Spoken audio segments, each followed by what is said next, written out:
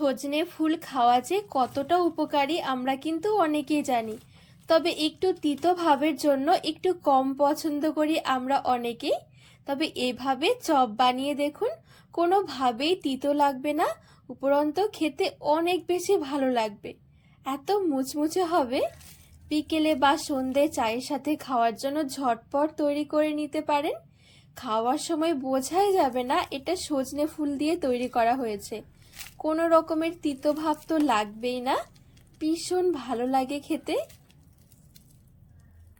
নমস্কার বন্ধুরা, নতুন একটা পর্ব দেখার জন্য আপনাদের সকলকে স্বাগত জানাই। আজকে বানিয়ে দেখাবো সজনে ফুলের চপ। বসন্তের শুরুতেই এই সজনে ফুলটা পাওয়া যায়, আর এই সজনে ফুল খাওয়াও কিন্তু ভীষণ উপকারী। তবে একটু তিতো ভাবের জন্য আমরা কিন্তু অনেকেই খেতে চাই না। তো আজকে একটু অন্যভাবে চপ বানিয়ে দেখাবো, খেতে ভীষণ ভালো লাগে। তো চলুন খুবই সহজভাবে বানিয়ে দেখাবো, আশা করছি আপনাদের অনেক ভালো লাগবে। তো সজনে ফুলের চপটা তৈরি করার জন্য আমি এখানে কিছুটা মতো নিয়েছি সজনে ফুল, আর একটু ভালো করে ধুয়েও নিয়েছি। ধোয়ার সময় একটু লবণ জলে ধুয়ে নেবেন, তাহলে যদি ফুলের ভেতরে কোনো পোকামাকড় থাকে বেরিয়ে আসবে। তো 4-5 বারের মতন জল পাল্টে পাল্টে আমি ভালো করে ধুয়ে নিয়েছি। এই চপটা তৈরি করার জন্য প্রথমে আমি একটা গোটা মশলা ভেজে নেব। নিয়েছি হাফ টেবিল চামচের মতন গোটা ধনে, এবারে শুকনো কড়াইয়ে নিয়ে নেব। আর হাফ টেবিল চামচ নিয়েছি গোটা মৌরি, হাফ টেবিল চামচ দিয়ে দিচ্ছি গোটা জিরে, 3টে নিয়েছি এলাচ, 3-4টে নিয়েছি লবঙ্গ, একটু দিয়ে দিচ্ছি দারুচিনি, আর নিয়েছি একটা শুকনো লঙ্কা। গ্যাসের আঁচটা একদম হালকা রেখে শুকনো কড়াই নেড়ে ছেড়ে একটু ভেজে নেব। আবার কিন্তু খুব বেশি ভেজে পুড়ে ফেলা যাবে না, তাহলে কিন্তু মশলাগুলো আবার তিতো হয়ে যাবে। খুব সুন্দরভাবে গোটা মশলাগুলো আমি ভেজে নিয়েছি, এবারে নামিয়ে নেব। এবারে এই একই কড়াই বসিয়ে কিছুটা সরষের তেল আমি একটু গরম করে নেব।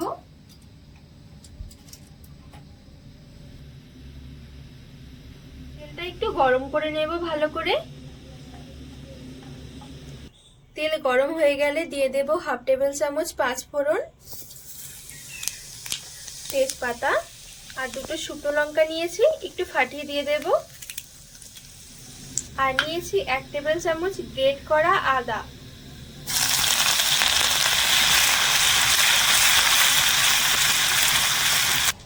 একদম হালকা করে আদাটা একটু ভেজে নেব।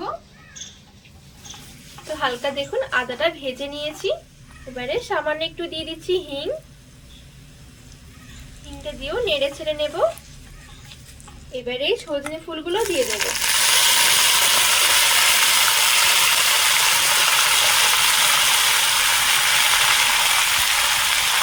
দিচ্ছি লবণ আর হলুদ গুঁড়ো,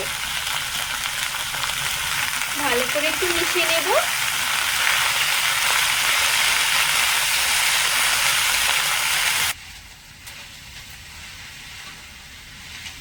খুব ভালো করে মিশিয়ে নিয়েছি, আর এখন দেখুন অনেকটাই কমে এসেছে।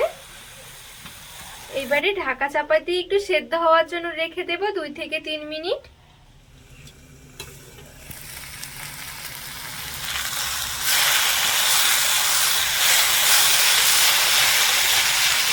ঢাকা দেওয়ার জন্য খুব সুন্দরভাবে কিন্তু সজনে ফুলটা সেদ্ধ হয়ে গেছে।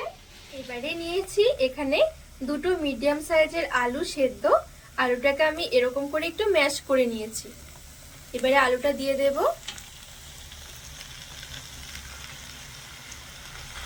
ভালো করে মিশিয়ে নেব।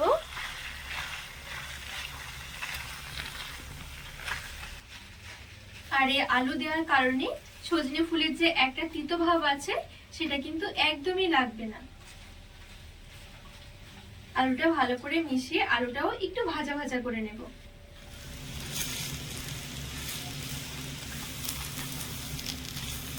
তো আলুটা নেড়ে ছেড়ে একটু ভেজে নিয়েছি। এবারে এদিকে যে আমি গোটা মশলাগুলো ভেজে রেখেছিলাম, এই মশলাগুলো একটু গুঁড়ো করে নেব।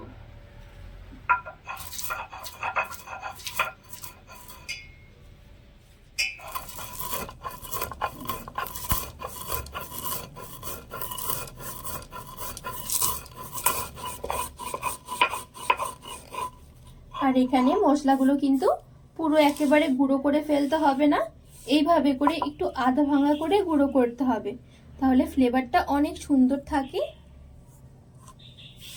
এবারে এই গুঁড়ো মশলাটা দিয়ে দেব।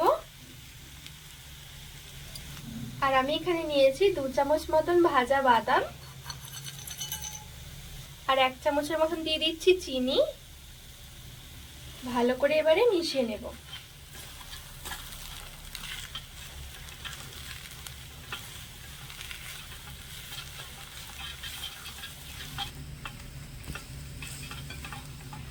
খুব ভালোভাবে মশলা দিয়ে আমি মিশিয়ে নিয়েছি।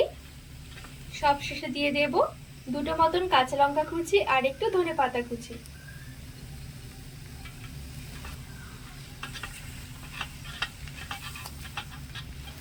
ভালো করে নেড়ে ছেড়ে মিশিয়ে নিলেই চপের জন্য পুর রেডি।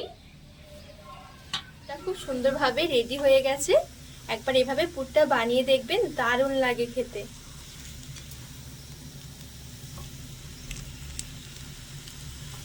এবারে নামিয়ে নেব।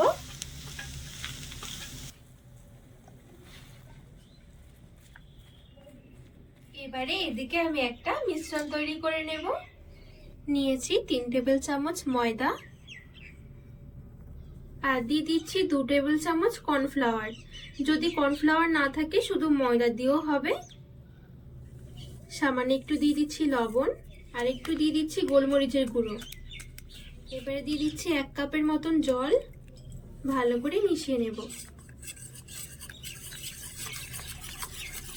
তো খুব ভালো করে মিশিয়ে নিয়েছি। এখন দেখুন ঠিক এরকম রয়েছে, না খুব বেশি পাতলা না খুব বেশি একটা ঘন। আর এইদিকে আমি নিয়েছি কিছুটা বিস্কুটের গুঁড়ো, যে কোনো মুদিখানা দোকানে কিনতে পেয়ে যাবেন। আর যদি হাতের কাছে না থাকে তাহলে টোস্ট বিস্কুটকে একটু হাতে ভেঙে গুঁড়ো করে নিলেও কিন্তু খুব সুন্দর বিস্কুটের গুঁড়ো রেডি হয়ে যাবে।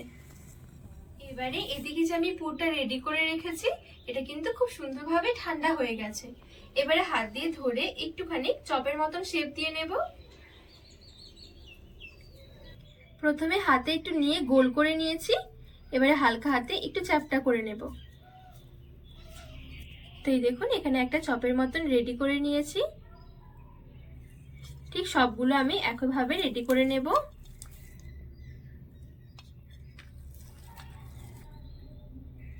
তো এই দেখুন সবগুলো আমি খুব সুন্দরভাবে চপের মতন করে রেডি করে নিয়েছি। এবারে এখান থেকে একটা নিয়ে নিচ্ছি। এবারে কর্নফ্লাওয়ার আর ময়দার মিশ্রণের মধ্যে একটু কোট করে নেব। এই দেখুন এবারে বিস্কুটের গুঁড়োর মধ্যে নিয়ে করে কোট করে নেব। তো এই দেখুন খুব সুন্দরভাবে কোট করে নিয়েছি। আবারও ময়দার মিশ্রণের মধ্যে কোট করে নেব। আমি এখানে ডবল কোটিং করছি, এতে করে চপগুলো অনেক বেশি মুচমুচে হবে। আবারও বিস্কুটের গুঁড়োর মধ্যে নিয়ে কোট করে নেব। তো এই দেখুন খুব সুন্দরভাবে একটা চপ রেডি হয়ে গেছে। বাকি চপগুলো ঠিক আমি একইভাবে রেডি করে নেব।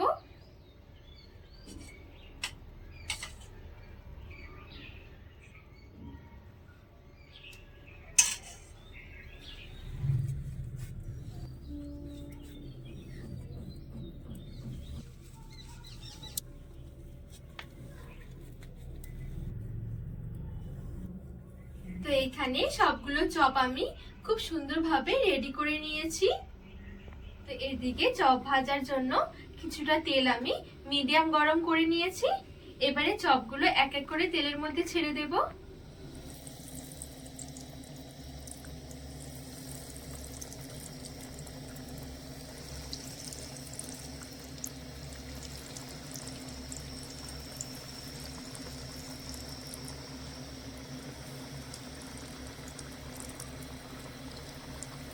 তো এখানে কয়েকটা চপ আমি ছেড়ে দিয়েছি।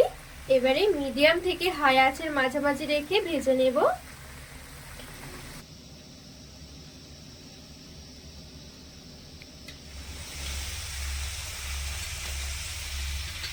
তো এই দেখুন চপগুলো খুব সুন্দরভাবে ভাজা হয়ে গেছে, খুব সুন্দর কিন্তু একটা কালার এসে গেছে।